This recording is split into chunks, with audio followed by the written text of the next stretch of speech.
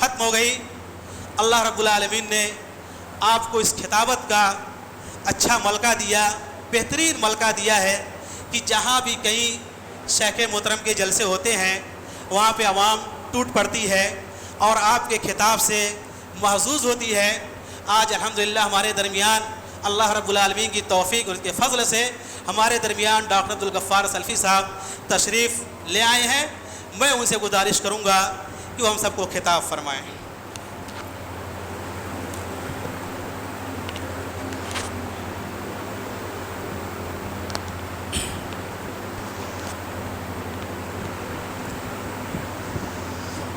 السلام علیکم ورحمۃ اللہ وبرکاتہ۔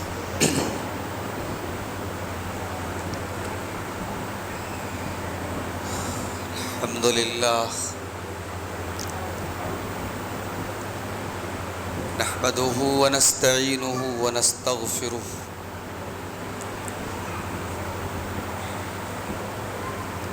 ونعوذ باللہ من شرور انفسنا ومن سیئات اعمالنا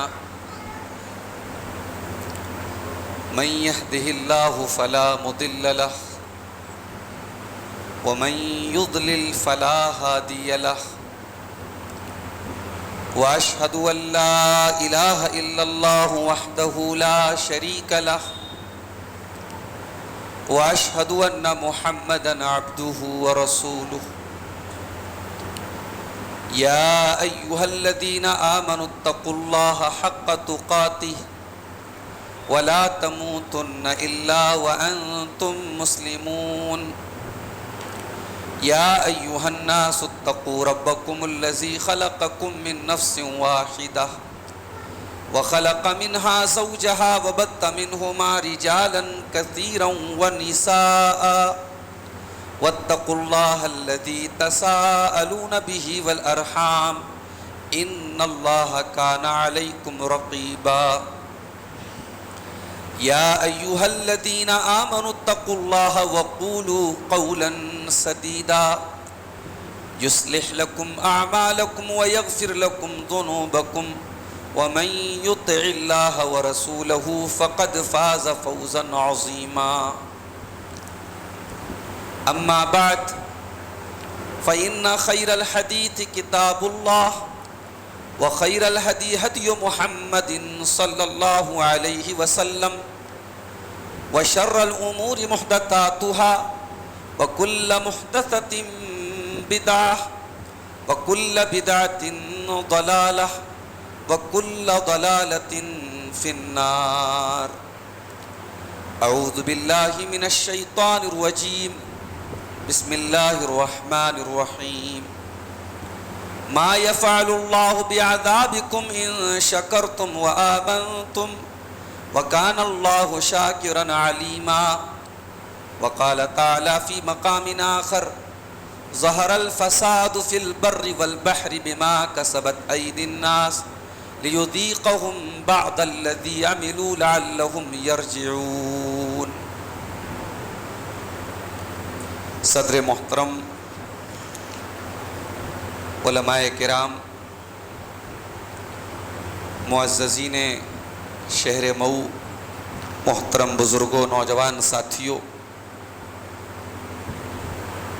پیارے بچوں،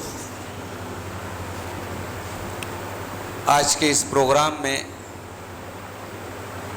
مجھے معلوم تھا کہ یہ پروگرام مغرب بعد کا ہے اور ترتیب کچھ ایسی بنی تھی کہ 7 بجے تک مجھے مئو پہنچنا تھا، لیکن کچھ حالات ایسے آئے کہ آنے میں کافی تاخیر ہو گئی۔ تقریباً 8 بج رہے ہیں اس وقت، اور غالباً پروگرام کی جو ترتیب تھی، جو شیڈیول تھا، وہ میری وجہ سے تھوڑا متاثر بھی ہوا، اور جب میں یہاں پہنچا تو معلوم ہوا کہ بہت شدت سے انتظار ہو رہا ہے، اور آتے ہی فوراً مجھے آپ کے سامنے بٹھایا گیا۔ منتظمین کی طرف سے آج کی اس مبارک مجلس میں مجھے جس عنوان پر گفتگو کرنے کا حکم ملا ہے، وہ عنوان دراصل ہمارے تمام دعوتی کاموں کا عنوان ہے۔ یہ جمعہ کے خطبے، یہ دروس، یہ تقاریر، یہ کانفرنسیں، ان کا مقصد کیا ہے؟ یہ کیوں منعقد ہوتی ہے؟ یہ علماء کرام کی محنتیں کس مقصد کے تحت ہو رہی ہیں؟ یا یہ کہہ لیجئے کہ اس امت کا بنیادی مقصد کیا ہے؟ اس امت کے وجود کا مقصد کیا ہے؟ یہ امت کیوں برپا کی گئی؟ یہ امت کیوں دنیا میں آئی ہے؟ اس کا مقصد کیا ہے؟ اگر ایک لفظ میں ہم کہنا چاہیں تو اس امت کا مقصد، ہمارے تمام دعوتی پلیٹ فارمز کا مقصد، ہمارے علماء کی جد و جہد کا مقصد اصلاح معاشرہ ہے، سوشل ریفارم، سماج کا سدھار۔ اچھا، یہ سماج کے سدھار کی جو ہم بات کرتے ہیں، سماج کس کو کہتے ہیں؟ ظاہر سی بات ہے کہ سماج افراد سے بنتا ہے۔ اگر ہم یہ کہہ رہے ہیں کہ سماج بگڑ رہا ہے تو اس کا مطلب کہ ہم دوسرے الفاظ میں یہ کہہ رہے ہیں کہ ہم بگڑ رہے ہیں۔ سماج میں کوئی اور مخلوق نہیں ہے، ہم سے اور آپ سے سماج بنا ہے۔ تو آج میری تقریر کا جو عنوان ہے وہ اصلاح معاشرہ، اور اس عنوان کے تعلق سے میں نے قرآن کریم کی 2 آیتیں آپ کے سامنے پڑھی ہیں۔ پہلی جو آیت ہے یہ سورہ نساء کی آیت ہے، اور اس میں اللہ تعالیٰ نے ایک سوال پوچھا ہے، اور اس سوال کے اندر کئی سارے جواب چھپے ہوئے ہیں۔ اللہ نے فرمایا ما یفعل اللہ بعذابکم ان شکرتم وآمنتم، اے میرے بندو، اللہ تعالیٰ تم کو اپنا عذاب دے کر کے کیا کرے گا؟ تم اللہ تعالیٰ کے عذاب کی چپیٹ میں کیوں آؤ گے؟ ان شکرتم وآمنتم، اگر تم اللہ تعالیٰ کے شکر گزار بن جاؤ، اگر تم ایمان والے بن جاؤ تو اللہ تم پر اپنا عذاب کیوں نازل کرے گا؟ یہ مصیبتیں، یہ پریشانیاں، یہ جنگیں، یہ بے سکونی، یہ خون خرابے، یہ قتل و غارت گری، یہ کیوں ہیں؟ یہ آئے دن نئے نئے مسائل کیوں ہیں؟ اللہ نے کہا کہ ہم تمہیں اپنے عذاب میں کبھی مبتلا نہ کرتے۔ ان شکرتم وآمنتم، اگر تم اللہ تعالیٰ کے شکر گزار بن جاتے، ایمان والے بن جاتے، اللہ تم پر کبھی اپنا عذاب نازل نہ کرتا۔ وَكَانَ اللَّهُ شَاكِرًا عَلِيمًا، اور اللہ تعالیٰ تو وہ ہے جو شاکر ہے، جو چھوٹی چھوٹی عمل کی بڑی بڑی اس کی جزا دینے والا ہے۔ تم چھوٹے چھوٹے اعمال کرتے ہو، اللہ تعالیٰ تمہارے اعمال کے بڑے بڑے ثواب سے تمہیں سرفراز کرتا ہے۔ وہ شاکر ہے، وہ تمہاری نیکیوں کی قدر کرنے والا ہے۔ علیما، اور وہ تمہارے دل کے تمام حالات کو جاننے والا ہے۔ تو جو اللہ شاکر ہے، جو علیم ہے، وہ اللہ تم کو اپنا عذاب نہیں دے گا اگر تم شکر گزار بن جاؤ اور ایمان والے بن جاؤ۔ دوسری آیت جو میں نے آپ کے سامنے پڑھی وہ سورہ روم کی آیت نمبر 41 ہے، آیت نمبر 41۔ ظہر الفساد فی البر والبحر بما کسبت ایدی الناس، خشکی کے اندر اور تری کے اندر، زمین کے اندر اور پانی کے اندر جہاں پر بھی تم کو فساد نظر آ رہا ہے، بگاڑ نظر آ رہا ہے، وہ کیوں نظر آ رہا ہے؟ فرمایا بما کسبت ایدی الناس، اے لوگوں وہ تمہارے اپنے کرتوتوں کا نتیجہ ہے، وہ تمہارے اپنے اعمال کا نتیجہ ہے۔ لِيُذِيقَهُمْ بَعْضَ الَّذِي عَمِلُوا، اور جو بھی مصیبتیں اور جو بھی فساد تم کو نظر آ رہا ہے یہ تمہارے کچھ کرتوتوں کی سزا ہے، کچھ اعمال کی سزا ہے۔ لِيُذِيقَهُمْ بَعْضَ الَّذِي عَمِلُوا لَعَلَّهُمْ يَرْجِعُونَ، تاکہ تم اللہ کی طرف رجوع کرو۔ میرے پیارے ساتھیوں، دنیا کے بدلتے حالات ہر دن ایک نیا مسئلہ ہمارے سامنے لا رہے ہیں۔ ہماری روزمرہ کے استعمال کی چیزیں کس تیزی سے آج مسائل کا شکار ہو رہی ہیں۔ کتنے مدارس ہیں جنہوں نے اپنے ہاسٹلز میں طلباء کو ابھی بلانے سے انکار کر دیا کہ صاحب ابھی ہمارے پاس مطبخ میں کھانا بنانے کے لیے گیس کا انتظام نہیں۔ یعنی گیس کی چیزیں ہو گئیں یا جو روزمرہ کی ضروری چیزیں ہیں، آج وہ پریشانی کا شکار ہے. آج دقت میں ایک عام آدمی چل رہا ہے. اسباب کیا ہیں ہم سب جانتے ہیں. ان اسباب میں ایک مسلمان ہونے کے ناطے ان حالات میں ہمارا کام کیا ہونا چاہیے؟ جب بھی ہمارے اوپر کوئی مصیبت آئے، ایمان کا تقاضا یہ ہے کہ ہم اپنے مالک کی طرف رجوع کریں، اپنے گریبانوں میں جھانکیں اور غور کریں کہ ہم کہاں کھڑے ہیں. مشکل سے مشکل حالات آئے، کیا ہماری سرکشی میں کوئی کمی آئی؟ آج بنارس اور مئو جیسے شہر جو مسلم شناخت اور مسلم پہچان کے لیے جانے جاتے تھے، آج ہماری قوم کے نوجوانوں کا کیا حال ہے، ہماری قوم کی بچیوں کا کیا حال ہے، اور وہ کون سی برائی ہے جو آج ہمارے علاقوں میں نہیں پنپ رہی ہے میرے ساتھ.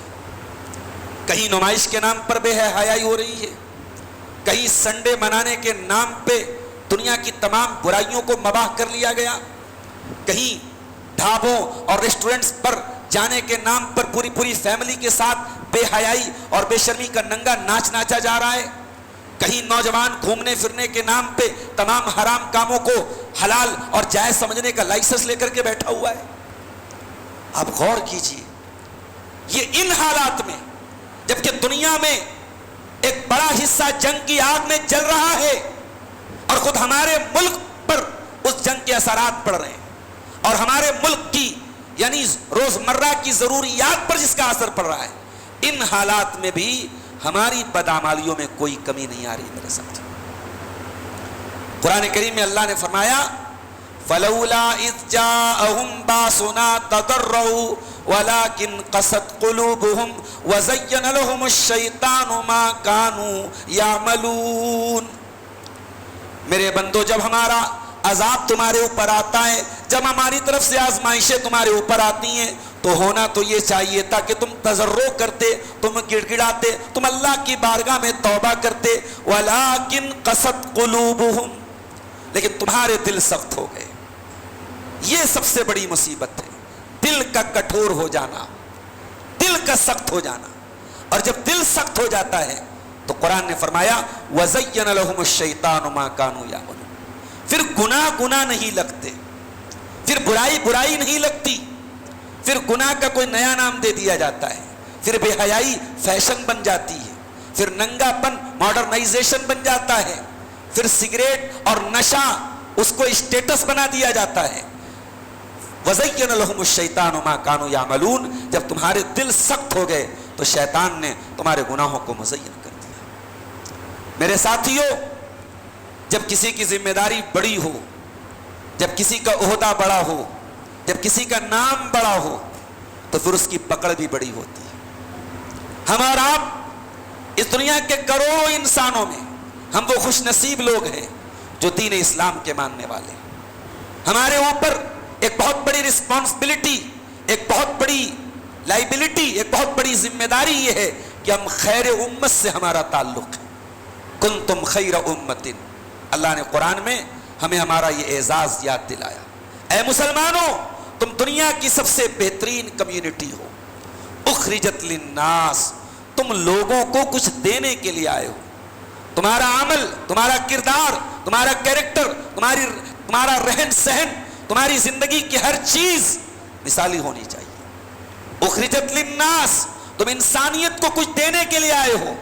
تأمرون بالمعروف وتنہون عن المنکر وتؤمنون باللہ.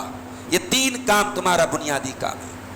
تم دنیا کو بھلائیوں کا حکم دینے آئے ہو، تم برائیوں سے روکنے آئے ہو، اور تم اللہ تبارک و تعالیٰ کے اوپر ایمان رکھتے ہو. اصلاح معاشرہ یہ کسی تقریر کا ٹاپک نہیں ہے میرے ساتھیوں، یہ کسی جلسے کا عنوان نہیں ہے.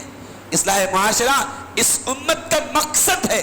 ہم مسلمان ایسی زندگی نہیں گزار سکتے کہ جو ہو رہا ہے ہونے دو، جو چل رہا ہے چلنے دو. نہیں، ہمارا کام ہے کہ جہاں سماج میں برائیاں نظر آئیں تو ہم سماج کو چینج کرنے کی کوشش کریں.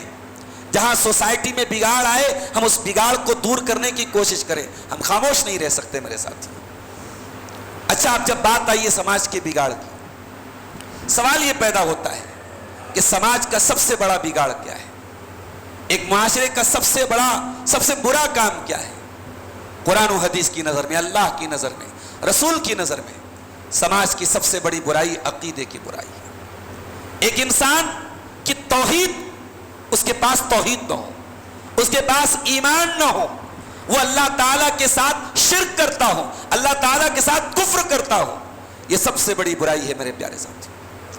اسی لیے جتنے رسول آئے دنیا میں، ان کی قوموں کے اندر جو اور برائیاں تھیں، قوم شعیب کے اندر ناپ تول میں کمی کی برائی تھی، قوم لوط علیہ السلام کے اندر لواطت کی یعنی مرد کے ساتھ بدکاری کی برائی تھی، اور دوسری قوم عاد اور قوم سمود کے اندر تکبر کی برائی تھی، برائیاں ان کے اندر تھی۔ لیکن جو پہلا پیغام ان نبیوں نے اپنی قوم کو دیا، کیا دیا؟ ما لکم من الہ غیر اللہ، اللہ کے سوا تمہارا کوئی معبود نہیں ہے۔ پہلا پیغام وَإِلَىٰ عَادٍ أَخَاهُمْ هُودًا وَإِلَىٰ ثَمُودَ أَخَاهُمْ صَالِحًا، تمام نبیوں نے اپنی قوم کو جو پیغام دیا، پہلا پیغام یہی دیا، اعبدوا اللہ ما لکم من الہ غیرہ، اللہ کی عبادت کرو، اللہ کے سوا تمہارا کوئی معبود نہیں۔ آج امت کا ایک بڑا طبقہ کہتا ہے صاحب دوسرے مسائل پر بات کرو، عقیدے پر بات مت کرو۔ کوئی علی کو مشکل کشا مانے تب بھی وہ ہمارا دوست ہے، کوئی قبروں پر سجدہ کرے تب بھی ہم اسے برا نہیں کہہ سکتے، ہم شرک پر بات نہیں کریں گے، ہم توحید پر بات نہیں کریں گے، ہم اور دوسرے مسائل پر بات کریں گے۔ کیوں بھائی؟ آپ سماج کی اصلاح کی بات کرتے ہیں اور توحید کو نظر انداز کر دیں، عقیدے کو نظر انداز کر دیں، ایسا نہیں ہو سکتا میرے ساتھی۔ آج دنیا کے کچھ ملکوں کا نام لے کے کہا جاتا ہے صاحب وہاں شراب پی جاتی ہے، وہاں زنا ہوتا ہے، وہاں ننگا پن ہے، وہاں یہ ہے، وہاں وہ ہے، اور اس کے مقابلے میں فلاں ملک بہت اچھا ہے، فلاں ملک میں کیا ہے، وہاں بے حیائی نہیں ہو رہی ہے، وہاں زنا نہیں ہو رہا ہے، وہاں کیا ہو رہا ہے؟ شرک ہو رہا ہے، اللہ کے ساتھ شرک ہو رہا ہے، قبروں کی عبادت ہو رہی ہے، مٹی کی عبادت ہو رہی ہے، حضرت حسین کی قبر پہ سجدہ ہو رہا ہے، حضرت علی کی قبر پہ سجدہ ہو رہا ہے۔ یعنی آپ کی نظر میں یہ گناہ ہلکا ہے؟ قبروں پر سجدہ کرنا ہلکا گناہ ہے؟ اللہ کے ساتھ کسی کو شریک کرنا یہ چھوٹا گناہ ہے؟ نہیں میرے ساتھی، قرآن کیا کہتا ہے؟ حضرت لقمان اپنے بچے سے کہتے ہیں وَإِذْ قَالَ لُقْمَانُ لِابْنِهِ وَهُوَ يَعِظُهُ يَا بُنَيَّ لَا تُشْرِكْ بِاللَّهِ إِنَّ الشِّرْكَ لَظُلْمٌ عَظِيمٌ۔ یاد کرو جب لقمان اپنے بیٹے سے کہتے ہیں اے میرے بچے اللہ کے ساتھ کسی کو شریک نہ کرنا، ان الشرک لظلم عظیم، شرک بہت بڑا گناہ ہے۔ میں توحید پر کیوں بات کر رہا ہوں بھائی؟ مئو کے جس علاقے میں بیٹھا ہوں، جس مسجد میں بیٹھا ہوں، یہ سب اہل توحید ہیں الحمدللہ۔ ایک بڑا طبقہ ہماری مئو کے افراد کا جماعت اہل حدیث سے تعلق رکھتا ہے، اور ہمارے یہاں بہرحال عقیدے کا بڑا التزام ہے، عقیدے کی بڑی مگر میں پھر بھی بات کر رہا ہوں۔ کیوں کر رہا ہوں؟ اس لیے کہ ہماری جو نئی نسل پیدا ہو رہی ہے میرے ساتھی، ہمارے وہ بچے جو دوسرے شہروں میں کالجوں میں جا رہے ہیں، یونیورسٹیز میں جا رہے ہیں، علماء سے دور ہو رہے ہیں، دین سے دور ہو رہے ہیں، اس کا نتیجہ کیا نکل رہا ہے کہ بڑی تیزی سے ہماری نوجوان نسل کے اندر ایتھیزم پیدا ہو رہا ہے، الحاد پیدا ہو رہا ہے۔ ہماری نئی نسل چاہے وہ لڑکے ہوں چاہے لڑکیاں ہوں، کالجوں اور یونیورسٹیوں میں چند کتابیں پڑھنے کے بعد اور چند ڈگریاں حاصل کرنے کے بعد ان کو اسلام کی باتیں، توحید کی باتیں، قرآن کی باتیں ان کو خیالی پلاؤ لگ رہی ہیں۔ ان کو عورت کا پردہ عورت کے لیے بلا وجہ کی ایک قید نظر آ رہا ہے، ان کو نماز اور دین کے شعائر بکواس معلوم ہو رہے ہیں، ان کو علماء کی باتیں ہوائی لگ رہی ہیں۔ میں یہ فیکٹ بتا رہا ہوں، سماج کا جائزہ لینے کے بعد یہ بات بتا رہا ہوں میرے ساتھی۔ اس لیے پہلی بات یاد رکھیے میرے ساتھی، اور یہ جو جس ادارے کے تحت آج کا یہ پروگرام ہوا ہے، اور مجھے بڑی خوشی ہوتی ہے ہمارے نوجوان لڑکے جب اس طریقے سے الفاروق آرگنائزیشن اور دیگر جو تنظیمیں کام کر رہی ہیں مئو کے اندر، ان کے ذریعے جو دعوتی کام ہو رہا ہے یہ بہت اہم کام ہے، بڑا بنیادی کام ہے۔ اور اس طریقے کی تنظیموں سے جو نوجوان جڑے رہتے ہیں وہ علماء سے جڑے رہتے ہیں، اور علماء سے جڑنے کی برکت یہ ہے کہ نوجوان کہیں نہ کہیں دین کے ساتھ جڑا ہوتا ہے، اس کے دین سے ہٹنے اور دین سے نکلنے کا امکان بہت کم ہوتا ہے میرے ساتھ۔ کبھی آپ نے قرآن میں غور کیا؟ اللہ نے مدینہ کے دیہاتیوں کا جب ذکر کیا تو فرمایا الاعراب اشد کفرا و نفاقا، مدینہ کے دیہات میں جو رہتے تھے منافق وہ زیادہ خطرناک تھے. ایسا کیوں؟ منافق تو مدینہ کے اندر بھی رہتے تھے. دیہات کے منافقوں کے بارے میں قرآن نے کہا کہ وہ زیادہ خطرناک ہے. کیوں؟ وَأَجْدَرُ أَلَّا يَعْلَمُوا حُدُودَ مَا أَنزَلَ اللَّهُ، کیونکہ وہ مدینہ سے دور تھے، وہ نبی سے دور تھے، وہ صحابہ سے دور تھے، وہ علماء سے دور تھے. آپ مئو جیسے شہر میں رہ کر کے، جو مدارس کا گڑھ ہے، جو علماء کا مرکز ہے، اگر اس شہر میں رہ کر کے بھی آپ کو علماء سے کوئی تعلق آپ کا نہ رہے، علم سے کوئی تعلق نہ رہے، آپ کے نوجوان لڑکوں کا کوئی تعلق نہ رہے، تو ایک وقت آئے گا کہ آپ کی نوجوان نسل دین سے بھی دور ہو جائے گی میرے ساتھ، اور دور ہو رہی ہے. ایک بڑی تعداد میں ہمارا نوجوان ملحد ہو رہا ہے، اور اس کو کیسے دین کی طرف لایا جائے اس کے لیے ہمارے پاس کوئی مضبوط پلاننگ نہیں ہے. معاف کیجیے گا. اس لیے پہلی برائی سماج کی عقیدے کی برائی ہے. طرح طرح کے شکوک اور شبہات آج دین کے بارے میں پیدا کیے جا رہے ہیں، اور میڈیا کا معاملہ یہ ہے، میڈیا ایسے لوگوں کو پروموٹ کر رہا ہے جو اسلام کو گالی دے گا، جو نبی کو برا بھلا کہے گا، جو اسلام پر اعتراض کرے گا. میڈیا اس کو مالا پہنائے گی، میڈیا اس کو اپنی کرسی دے گی. میرے پیارے ساتھی، آج کل دیکھیے آپ نیوز چینل پر ایسے لوگوں کو بلایا جاتا ہے جن کو ایکس مسلم کہا جاتا ہے. اب یہ پتہ نہیں ایکس مسلم سے مراد یہ ہے کہ پہلے مسلمان تھے، یہ تھے بھی کہ نہیں تھے. یہ اپنے آپ کو ایکس مسلم کہنے والے حقیقت میں پہلے مسلمان تھے کہ نہیں تھے یہ بھی کوئی سچی بات نہیں ہے، مگر ان کو بلا کر ان کی زبان سے اسلام کو گالیاں دی جاتی ہیں اور مسلمانوں کو تکلیف پہنچائی جاتی ہے. ان حالات میں ہماری ذمہ داری یہ ہے میرے ساتھیوں کہ ہم پہلے صحیح عقیدے کو سیکھیں، اور صحیح عقیدہ سیکھنے کے لیے جامعہ فیض عام میں، جامعہ عالیہ عربیہ میں، جامعہ دارالحدیث اسریہ میں یا ان اداروں میں 10 سال تعلیم حاصل کرنا ضروری نہیں ہے. مسجدوں میں مکاتب قائم کیجئے، دینی دروس قائم کیجئے، عقیدے کی موٹی موٹی باتیں سیکھ لیجئے، بچوں کو سکھا دیجئے. انشاءاللہ اگر آپ کے بچوں نے مسجد میں چلنے والے ان مکاتب سے عقیدہ سیکھ لیا اور دین کی بیسک باتیں سیکھ لی، انشاءاللہ اگر وہ بنیاد مضبوط رہے گی، زندگی کے کسی موڑ پہ چلے جائیں آپ کے بچوں کا عقیدہ انشاءاللہ خراب نہیں ہوگا. میرے ساتھ عقیدے کو مضبوط کیجئے، فاؤنڈیشن کو مضبوط کیجئے. دوسرا بگاڑ جو بڑی تیزی سے ہمارے سماج میں پیدا ہو رہا ہے، اور وہ بگاڑ ہے جس کو علامہ ابن تیمیہ نے کہا تھا کہ 2 طریقے کی مصیبتیں اس امت کے اندر آئیں گی، 2 طریقے کے فتنے آئیں گے، ایک شبہات کا فتنہ اور ایک شہوات کا فتنہ.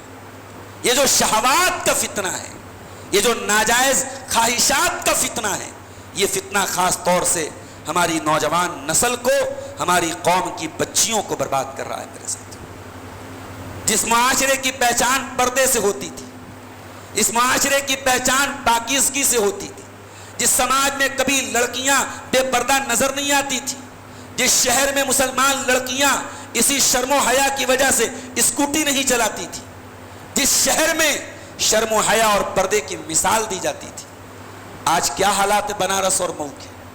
آج حالات یہ ہیں کہ ہوٹلوں پر ریڈ پڑتے ہیں اور برقع نشین لڑکیاں پکڑی جاتی ہیں. بنارس کے بڑے بڑے شاپنگ مالز میں آج اتوار کا دن آپ چلے جائیے 2-4 ضرور ایسی برقع نشین لڑکیاں مل جائیں گی جن کے ساتھ چلنے والا لڑکا، ان کے ہاتھ باہوں میں باہیں ڈال کے چلنے والا نوجوان، اس کے ہاتھوں میں پڑے ہوئے دھاگے بتا رہے ہیں، اس کے ہاتھوں کا پڑا ہوا کڑا بتا رہا ہے کہ وہ مسلم نہیں ہے، وہ نان مسلم ہے.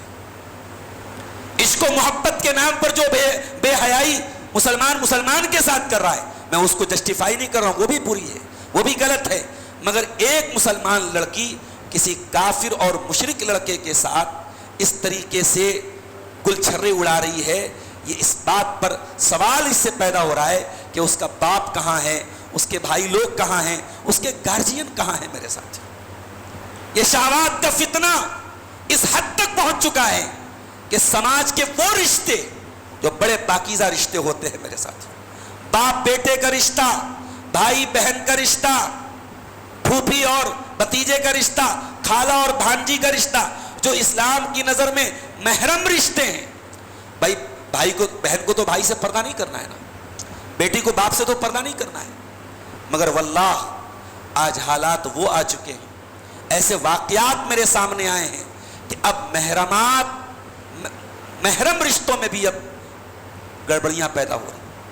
कितने ऐसे वाकयात सामने आए हैं कि बाप के नापाक हाथ बेटी के गिरेबान तक पहुंच चुके हैं। कितने ऐसे वाकयात सामने आए हैं कि बहन ने अपनी भाई ने अपनी बहन के साथ गलत काम करने की कोशिश की। और ये देन है इन नंगी फिल्मों की, ये देन है वेब सीरीज की, ये देन है सोशल मीडिया पर दिन रात परोसे जा रहे जिनसी मसाले की, जो हमारी नौजवान नस्ल को इस हद तक पहुंचा रहा है।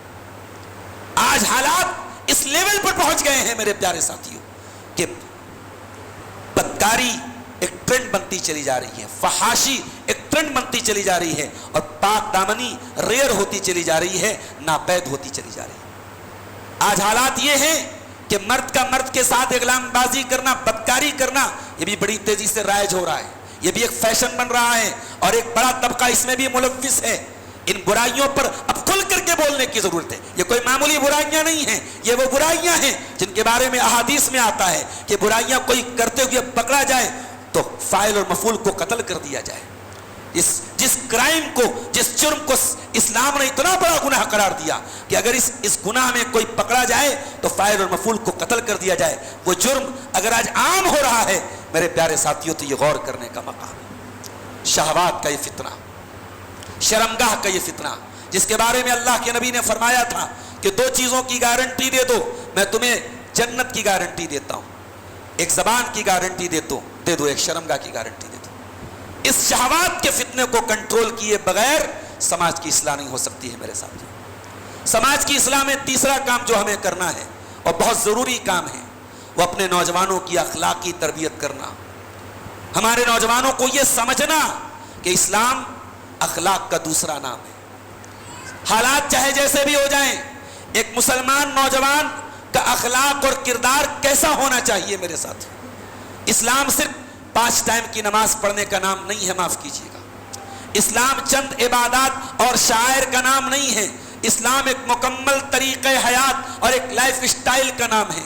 हजरत लुकमान अपने बच्चे से कहते हैं, वक्सिद फी मशी का वक्जुज मिन सौती का इन्ना अनकरल अस्वात लसौतुल हमीर। ऐ मेरे बच्चे, जब तू बात कर तो तेरी आवाज पस्त होनी चाहिए। ऐ मेरे बेटे, जब तू चल रास्ते में तो तेरी चाल में मियाना रवी होनी चाहिए। कहते वला तुसइर खद्दका लिन्नास वला तमशी फिल अर्दि मरहा। ऐ मेरे बेटे, तू लोगों से गाल फुला करके न मिला कर, तू लोगों से अकड़ करके लोगों के सामने न चला कर। ये हजरत लुकमान अपने बच्चे को क्यों बता रहे हैं? ये बताने का मकसद ये है कि इस्लाम अखलाक का दूसरा नाम है मेरे प्यारे साथी। आज हमारी नौजवान नस्ल का हाल ये है, बड़े बुजुर्गों के सामने सिगरेट के कश लिए जा रहे हैं, बड़े बुजुर्गों के सामने माँ बहन की गालियां दी जा रही हैं, बड़े बुजुर्गों के सामने मोबाइल पर बैठ करके गेम खेला जा रहा है, बड़े बुजुर्गों के सामने, उलमा के सामने बेहुदा बातें हो रही हैं। न कोई डर है, न खौफ है, न किसी का कोई असर है मेरे प्यारे साथी। किसी शायर ने कहा था कि सबल कर गुफ्तगू करना बुजुर्गों, कि अब बच्चे पलट कर बोलते हैं। ये नए दौर के बच्चे हैं, ये बड़े बुजुर्गों की बुजुर्गी का लिहाज नहीं रखेंगे, ये पलट करके बोल देंगे। अल्लाह के प्यारे नबी ने फरमाया, लैसा मिन्ना मल्लम युक्किर कबीरना वलम यरहम सगीरना। जो छोटों पर रहम न करे, जो बड़ों का एहतराम न करे, जो उलमा के हुकूक को न पहचाने, वो हम में से नहीं है। आज एक बड़ा तबका ऐसा है मेरे साथियों, हमारे नौजवानों का, जो बदअखलाकी के जुर्म में मुब्तला है। हमें अपने अखलाक को भी संवारना पड़ेगा। हमारे प्यारे नबी का अखलाक कैसा था? जालिम से लिया जुल्म का बदला न किसी वक्त, मारा भी तो अखलाक की तलवार से मारा। नबी ने जो अखलाक हमें सिखाए, वो अखलाक सिर्फ उलमा के ऊपर लागू नहीं होते, हम सब पर लागू होते हैं। हमारा रहन सहन, हमारा मिलना जुलना इस्लामी तालीमात के दायरे में होना चाहिए। इसी तरीके से मेरे प्यारे साथियों, इस्लाह मुआशरा के लिए बहुत अहम काम ये भी है कि हमारी माँ बहनों की इस्लाह हो। किसी ने कहा था, अलमरअतु निस्फुल उम्मा, ये औरत उम्मत का आधा हिस्सा है और बाकी आधे हिस्से को जन्म देने वाली भी यही औरत है। आज औरत का हाल क्या है मेरे साथी? आज औरत का हाल ये है कि औरत को एक सामान बना दिया गया, एक ऑब्जेक्ट बना दिया गया। औरत बिक रही है। कैसे बिक रही है? समाज में हर चीज का प्रचार औरत से कराया जा रहा है। हत्ता कि मर्दों के अंडर गारमेंट्स का प्रचार, बड़े बड़े बैनर और बड़े बड़े पोस्टर मार्केट में लगे हैं जो मर्द की बनियान के हैं, मर्द के अंडरवियर के हैं, मगर उसका प्रचार कौन कर रहा है? औरत कर रही है। ये औरत की हैसियत है, ये औरत का मकाम है। इस्लाम ने औरत को एक ऑब्जेक्ट करार नहीं दिया। इस्लाम ने औरत के बारे में फरमाया कि ये औरत हर रूप में काबिल एहतराम है। ये औरत दुनिया की पहली औरत हजरत हव्वा और पहले मर्द हजरत आदम, इन्हीं दोनों के जरिए नस्ल इंसानी का आगाज हुआ। और जब तक हव्वा पैदा नहीं हुई, आदम अधूरे थे, आदम की जात अधूरी थी। आदम को अगर सुकून मिला है तो हव्वा से मिला है, और कयामत तक आने वाले आदम की औलादों में भी यही सिलसिला चलेगा। वमिन आयातिही अन खलक लकुम मिन अनफुसिकुम अज़वाजा लितस्कुनु इलैहा, ये तुम्हारी बीवियां न होती, ये तुम्हारी औरतें न होती, तुम्हें सुकून कभी न मिलता। ये औरत हर रूप में इस्लाम की नज़र में काबिल एहतराम है, मगर इस्लाम ने इस औरत को बहुत बड़ा फितना भी करार दिया है। प्यारे नबी ने फरमाया कि मैं अपनी उम्मत के मर्दों के लिए सबसे खतरनाक अगर कोई फितना छोड़ के जा रहा हूं, मा तरक्तु फितनतन अदर्रा अला रिजाल मिन उम्मती मिनन निसा, मेरी उम्मत के मर्दों के लिए औरत से खतरनाक कोई फितना नहीं। मेरे भाइयों, औरत को फितना बनने से बचाना होगा। और ये कैसे बचेगी? जब वो अपनी जीनत को जाहिर नहीं करेगी।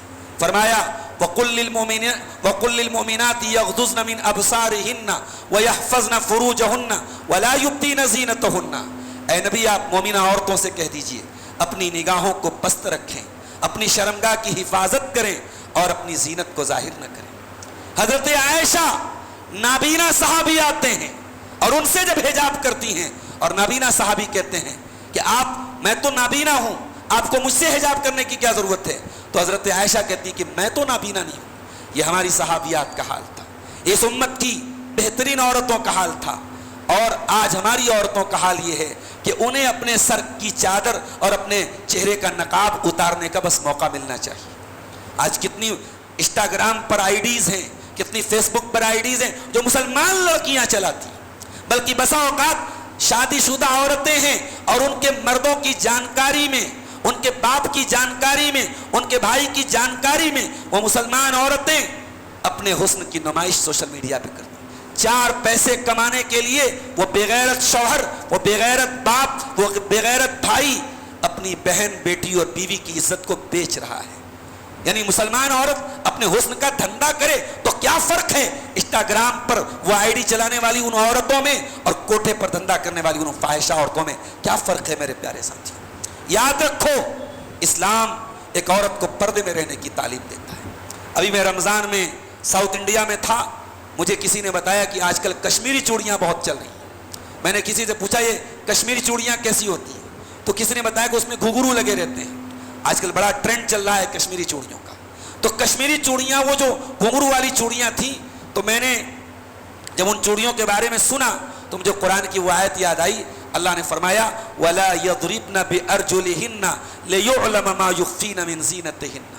ऐ मुसलमान औरतों, तुम जब चलो तो अपने पाँव को ज़मीन पे ज़ोर ज़ोर से मार के न चलो कि तुम्हारे पायल की झनकार भी गैर मर्दों तक नहीं पहुँचनी चाहिए। ये इस्लाम का पर्दा है, ये औरत का पर्दा है जिसकी तालीम इस्लाम देता है मेरे साथियों। और ये भी याद रखिए, औरत दुनिया के किसी भी कोने में चले जाए, जो गैर महरम है वो गैर महरम ही रहेगा। और गैर महरम के साथ जब तन्हाई इख्तियार की जाएगी, जब देवर भाभी के बीच में तन्हाई मिलेगी, जब जीजा साली के बीच में तन्हाई मिलेगी, जब शागिर्दा और उस्ताद के बीच में तन्हाई होगी, जहां पर भी तन्हाई होगी, अल्लाह के नबी ने फरमाया ला यख्लुवन्न रजुलन बिइम्रातिन, खबरदार कोई मोमिन मर्द किसी औरत के साथ तन्हाई इख्तियार न करे इल्ला वसालिसुहुम शैतान, वहां तीसरा शैतान होता है। मेरे अजीजों, मुआशरे की इस्लाह में हमें औरत के इस किरदार को समझना पड़ेगा।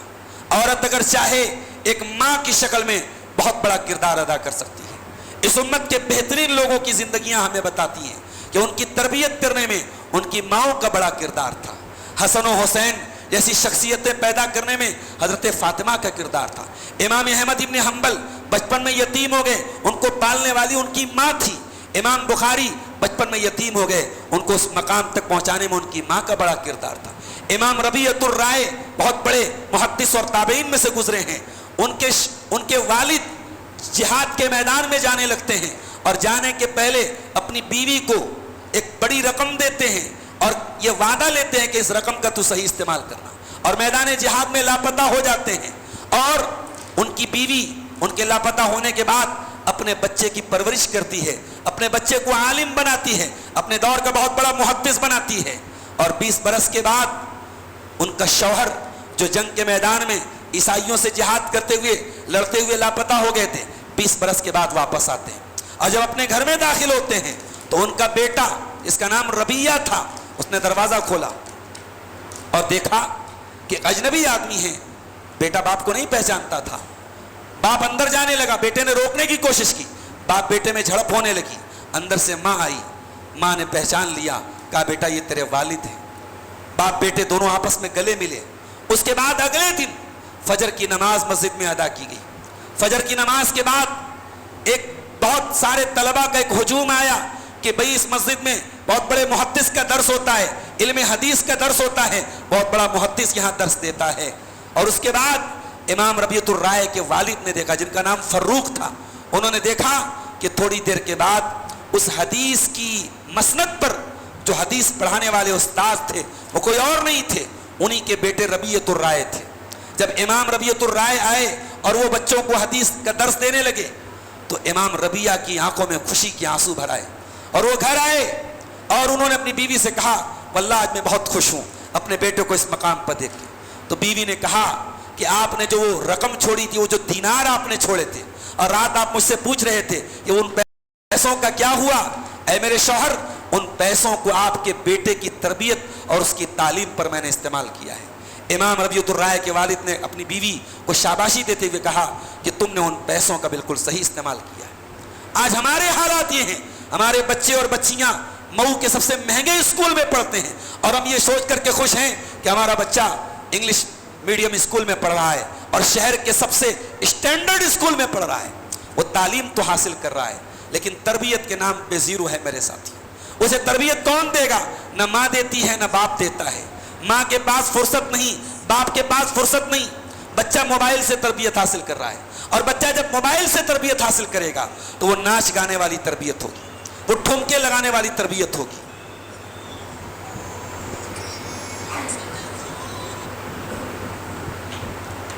اس لیے میرے پیارے ساتھیوں ماں کا بہت بڑا کردار ہے. اسی لیے ہماری شریعت یہ کہتی ہے کہ جب آپ رشتہ ناتا کریں تو اپنے نکاح میں, اپنے رشتے ناتوں میں دینداری کو آپ ترجیح دیں. اللہ کے پیارے نبی نے بار بار اس تعلق سے نصیحت کی ہے. کبھی آپ نے فرمایا تنکح المرأۃ لاربعین, عورت کا نکاح ہوتا ہے 4 چیزیں اس کے اندر دیکھی جاتی ہیں, لمالہا ولحسبہا ولجمالہا ولدینہا. عورت کا مال, اس کی خوبصورتی, اس کا خاندان اور اس کی دینداری دیکھی جاتی ہے. آپ نے فرمایا فاظفر بذات الدین, دیندار عورت کو ترجیح دو, کامیاب ہو جاؤ گے. میرے ساتھیوں آج ہمارے رشتے ناتوں میں ہم نے دین کو دیکھنا بند کر دیا, باقی تمام چیزوں کو دیکھ رہے ہیں. اس کا انجام یہ ہے کہ آئے دن طلاق اور خلا کے کیسز ہمارے علماء کے سامنے آ رہے ہیں. نکاح کے 6 مہینے بعد ہی طلاق اور خلا کی نوبت آ جاتی ہے. ایسا کیوں ہو رہا ہے؟ کیونکہ آج ہماری عورتوں کے اندر قناعت کی کمی ہے, ہماری عورتوں کے اندر صبر کی کمی ہے. اگر آپ ایک بیٹی کے باپ ہیں, اگر آپ ایک بیٹی کی ماں ہیں تو اپنی بچیوں کو قناعت بھی سکھائیے. ضروری نہیں ہے کہ باپ کے گھر میں جو آسائش ایک بیٹی کو مل رہی ہے وہ سسرال میں بھی ملے. اپنی بیٹیوں کو ہمیشہ یہ بھی سکھائیے کہ آسانی کے ساتھ اگر مشکل حالات آ جائیں تو وہ زندگی کو کیسے گزارے گی. میری پیاری ماں اور بہنوں, اگر میری آواز آپ تک پہنچ رہی ہے, میں آپ کو یہ پیغام دینا چاہوں گا, کبھی موقع ملے پیارے نبی کی بیویوں کے حالات آپ پڑھیے, ازواج مطہرات کے حالات پڑھیے, انہوں نے کیسی زندگی گزاری ہے. بڑے چھوٹے چھوٹے کمروں میں اللہ کے نبی کی بیویوں نے ساری زندگی کاٹ دی ہے. 2 مہینے تک محمد رسول اللہ کے گھر میں چولہا نہیں جلتا تھا, اور کھجور کھا کر کے اور پانی پی کر کے آل محمد نے گزارا کیا ہے صلی اللہ علیہ وسلم. اس لیے میرے پیارے ساتھیوں قناعت اور صبر یہ اپنے بچوں کو ضرور سکھائیے. اسی طریقے سے معاشرے کی اصلاح میں ایک بہت اہم چیز وہ میں آپ کے سامنے یہ بھی رکھنا چاہوں گا کہ آج کا جو دور ہے یہ فتنوں کا دور ہے, اور فتنوں کے اس دور میں جو سب سے اہم چیز ہے وہ یہ ہے کہ ہم دین پر ثابت قدم رہیں, ہم استقامت اپنے اندر پیدا کریں. ابھی رمضان کو گئے 1 مہینہ بھی نہیں ہوا ہے, اور آج ہماری مساجد کا کیا حال ہے. واللہ رمضان جیسا مہینہ جو ہمیں ایسی عبادتوں کا عادی بناتا ہے جو واقعی میں مشکل ہیں. 14 گھنٹے بھوکے رہنا, روزہ رکھنا ایک مشکل عبادت ہے. 1 گھنٹہ 1.5 گھنٹہ کھڑے ہو کر کے تراویح پڑھنا ایک مشکل عبادت ہے. 10 دن تک اعتکاف کرنا, دنیا سے کٹ کر کے مسجد میں آ جانا ایک مشکل عبادت ہے. رمضان میں یہ مشکل عبادتیں انجام دینے کے بعد ہمیں یہ سبق سکھایا گیا کہ جب تم 1 مہینہ یہ مشکل عبادتیں کر سکتے ہو تو دین تو آسان ہے. تم سال کے 11 مہینے کیا 5 ٹائم کی نماز نہیں پڑھ سکتے ہو؟ تم اگر 10 دن کے اعتکاف میں دنیا سے کٹ سکتے ہو تو باقی سال کے 11 مہینے تم اپنی عام زندگی میں دنیا اور دین کو بیلنس نہیں کر سکتے؟ اگر تم 1-1.5 گھنٹہ تراویح کی نماز پابندی کے ساتھ رمضان میں پڑھ سکتے ہو تو سال کے 11 مہینے کبھی ایسا نہیں ہو سکتا کہ رات میں اٹھو اور اٹھ کر کے تہجد کی نماز پڑھ دو. تو میرے ساتھیوں, رمضان تو ہمیں استقامت کا سبق دینے آیا تھا, ہمیں تقویٰ کا سبق دینے آیا تھا, مگر ہم نے کیا کیا؟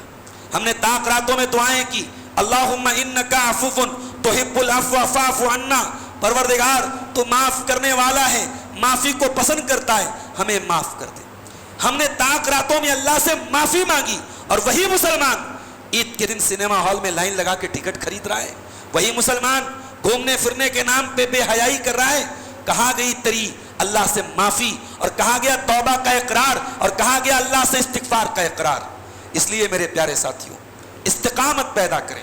اللہ کے نبی نے فرمایا احب الاعمال الی اللہ ادومها, اللہ تعالیٰ کو وہ اعمال پسند ہیں جو برابر کیے جائیں, جو ریگولر کیے جائیں. وَإِن قَلَّ, اگرچہ وہ کم ہوں.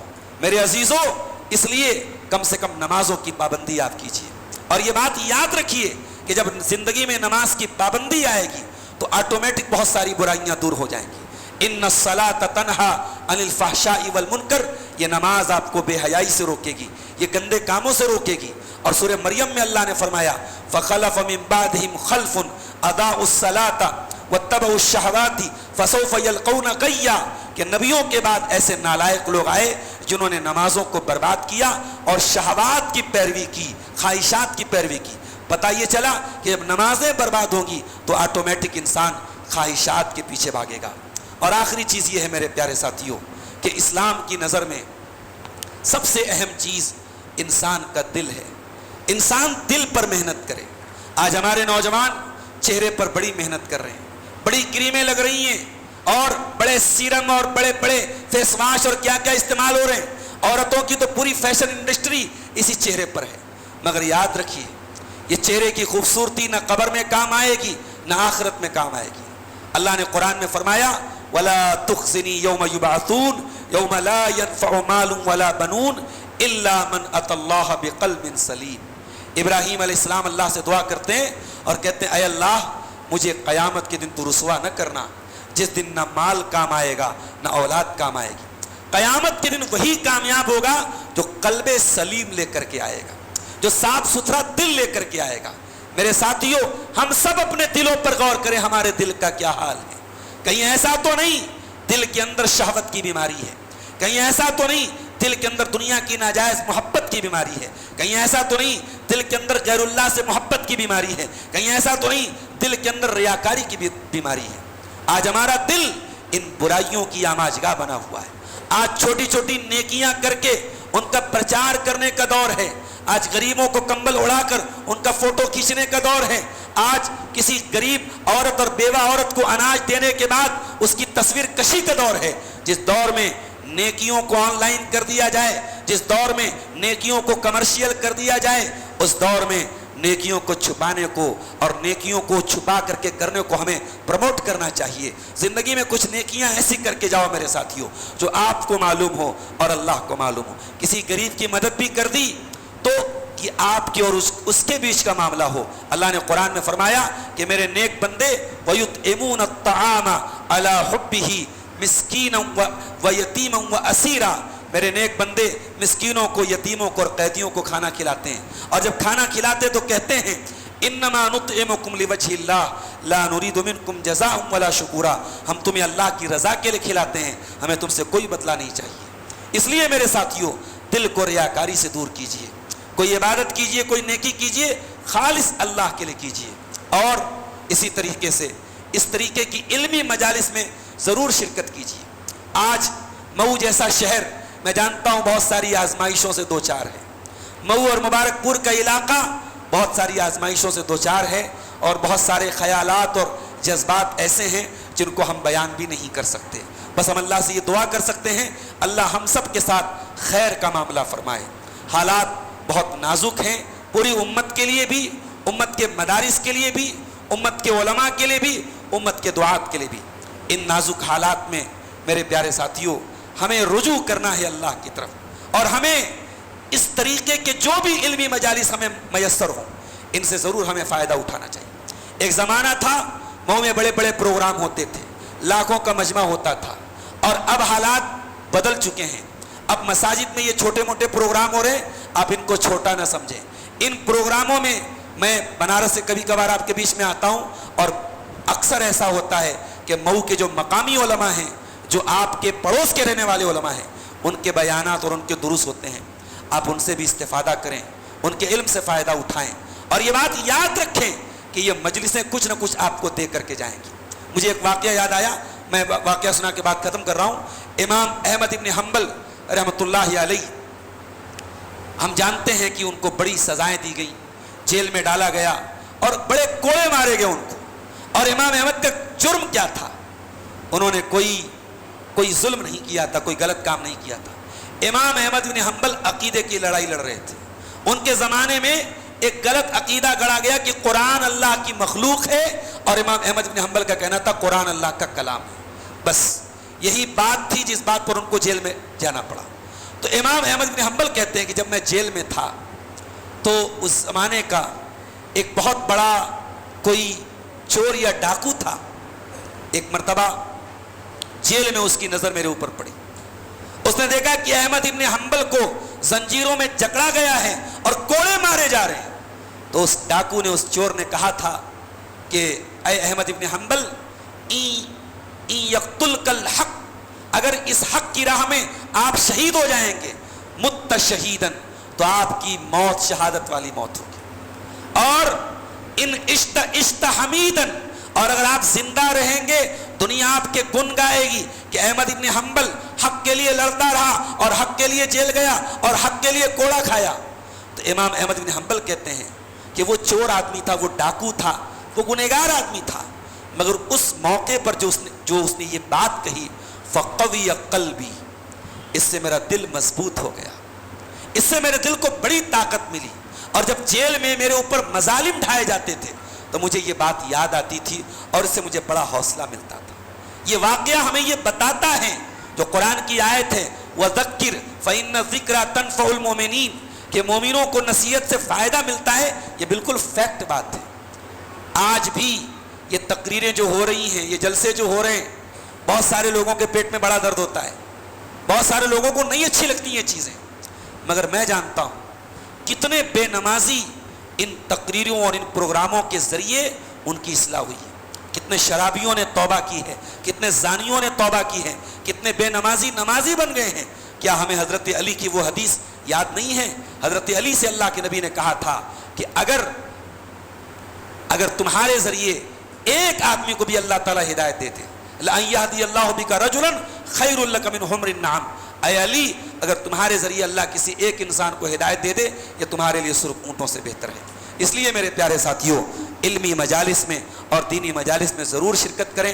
اور میں مبارکباد دیتا ہوں الفاروق آرگنائزیشن کے جو ذمہ دار ہیں کہ ان کی کوششوں سے اور محنتوں سے بہت سارے دعوتی کام ہو رہے ہیں, اور آج کا یہ پروگرام بھی اسی کے تحت منعقد ہوا ہے. اور جو لوگ اس سے جڑے ہیں, چاہے وہ ہمارے علماء ہوں یا شہر کے اور معززین ہوں, میں ان کے حق میں بھی دعا کرتا ہوں کہ اللہ تعالیٰ ان کو مزید ہمت اور حوصلہ دے, اور اس طریقے کی جو بھی تنظیمیں ہیں, جو بھی دعوتی پلیٹ فارمز ہیں, ان کو ہمیں اللہ تعالیٰ مضبوط کرنے کی توفیق عطا فرمائے. دعا ہے رب العالمین سے اصلاح معاشرہ میں ہم سب کو اپنا کردار نبھانے کی توفیق عطا فرمائے. رب العالمین ہمارے نوجوانوں کو اس زمانے کے تمام شرور اور فتن سے محفوظ رکھے. رب العالمین ہمیں دین پر استقامت عطا فرمائے. رب العالمین ہماری عورتوں اور ہماری ماں بہنوں کو بھی اسلامی طرز حیات اپنانے کی توفیق عطا فرمائے. رب العالمین ہمیں علماء حق کی قدر کرنے اور علماء حق کے ساتھ جڑنے کی توفیق عطا فرمائے۔ اللہ ہر قسم کی بدعات اور خرافات سے ہمیں محفوظ رکھے، بالخصوص ہمارے وہ نوجوان جو جدید اور عصری تعلیم گاہوں میں جا رہے ہیں، اللہ وہاں اس ماحول میں بھی ان کو دین پر ثابت قدم رکھے، ان کو توحید پر ثابت قدم رکھے۔ پروردگار ہمیں شرک سے بچائے، شرک کی تمام قسموں سے بچائے۔ اللہ ہمیں شادی بیاہ کے معاملات میں سادگی کو اپنانے کی توفیق عطا فرمائے، رشتوں ناتوں میں دینداری کو ترجیح دینے کی توفیق عطا فرمائے۔ ہمارے نوجوانوں کو ہر قسم کے نشے کی لعنت سے اللہ تعالیٰ محفوظ رکھے، ہمارے ملک کی حفاظت فرمائے اور ہمارے ملک کو ظالموں کے ظلم سے اور شریروں کے شر سے رب العالمین محفوظ رکھے۔ ہمارے شہر مئو کی حفاظت فرمائے اور اس شہر مئو کو بھی اللہ تعالیٰ ہر قسم کے شرور اور فتن سے محفوظ رکھے، اور جب تک ہم دنیا میں زندہ رہیں اسلام پر زندہ رہیں اور ہمارا خاتمہ ایمان پر ہو۔ جانے سے پہلے میں ایک گزارش آپ سے کرنا چاہوں گا، یہ ہماری بچیاں ساتھ میں آئی ہیں، انہوں نے بڑی محنت اور تیاری کر کے ایک چھوٹی سی نظم یاد کی ہے۔ میں چاہتا ہوں کہ پروگرام کے اختتام کے پہلے 2-4 منٹ ان کی نظم ہے وہ سن لی جائے تاکہ ان کا حوصلہ نہ ٹوٹے۔ میں ناظم اجلاس سے گزارش کرتا ہوں کہ بچیوں کو مدعو کر دیں تاکہ یہ نظم